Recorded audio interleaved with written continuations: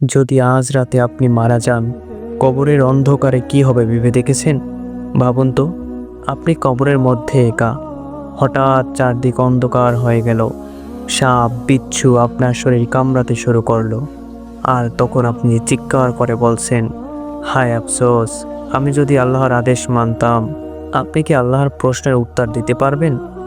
প্রিয় দর্শক, আজকের ভিডিওতে আমরা শোনাবো এক নারীর করুণ কাহিনী, যিনি দুনিয়াতে সব কিছু উপভোগ করেছেন কিন্তু আল্লাহর আদেশ মানেননি। তারপর যখন মৃত্যু এলো, তখন তার জন্য অপেক্ষা করছে ভয়ঙ্কর এক আযাব।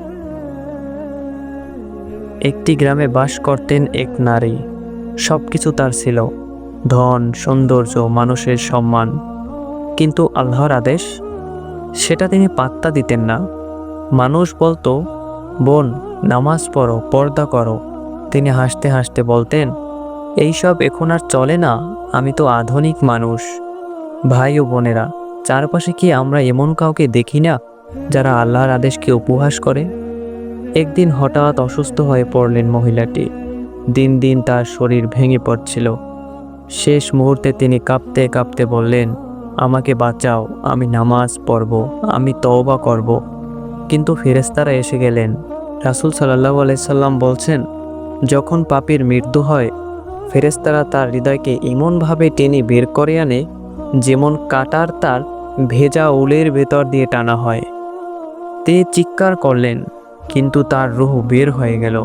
মানুষ বুঝল তার দুনিয়ার সময় শেষ হয়ে গেছে। তাকে কবরস্থ করা হলো, সবাই চলে গেল। এখন তিনি একা। হঠাৎ বজ্রের মতো কণ্ঠ শোনা গেল, তোমার রব কে? তোমার দিন কি? তোমার নবী কে? কিন্তু তার মুখ বন্ধ হয়ে গেল। তিনি শুধু বললেন, আমি জানি না, আমি জানি না। রাসূল সাল্লাল্লাহু আলাইহি সাল্লাম বলেছেন, মুমিন উত্তর দেয়, তার কবর জান্নাতের বাগান হয়ে যায়। আর কাফের উত্তর দিতে পারে না, তার কবর আগুনের গর্ত হয়ে যায়। তারপর কবর চেপে ধরল, হাড়গুলো গুঁড়িয়ে দিল। সাপ বিচ্ছু এসে ধ্বংসন করতে লাগলো তাকে।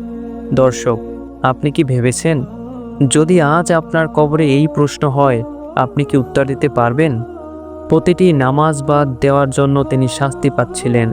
প্রতিটি গীবতের জন্য, প্রতিটি হারাম কাজের জন্য আগুনের শিখা তাকে ঘিরে ফেলছিল। আল্লাহ বলেন, আগুন তাদের উপর সকাল সন্ধ্যা প্রদর্শিত হবে। সূরা গাফির। রাসূল সাল্লাল্লাহু আলাইহি সাল্লাম বলেছেন, যদি তোমরা কবরের আযাব দেখতে, তবে কম হাসতে আর বেশি কাঁদতে। বুখারী। আজ আমরা কি সেই নারীর মতো হচ্ছি না? নামাজ অবহেলা, পাপ কাজে ডুবে থাকা, আল্লাহর বিধানকে উপহাস করা। হায়, যদি আজ রাতে আমাদের মৃত্যু হয়, আমরা কি প্রস্তুত? ভাই ও বোনেরা, এই দুনিয়া ক্ষণস্থায়ী, কবর আসল জীবনের শুরু। তাই আসুন, আমরা আজ থেকেই বদলে যাই।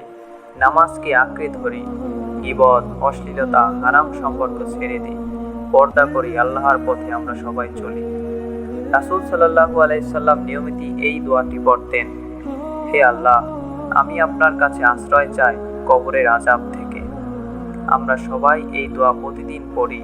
আল্লাহ আমাদের সবাইকে কবরের আযাব থেকে বাঁচার তৌফিক দান করুন। আমিন।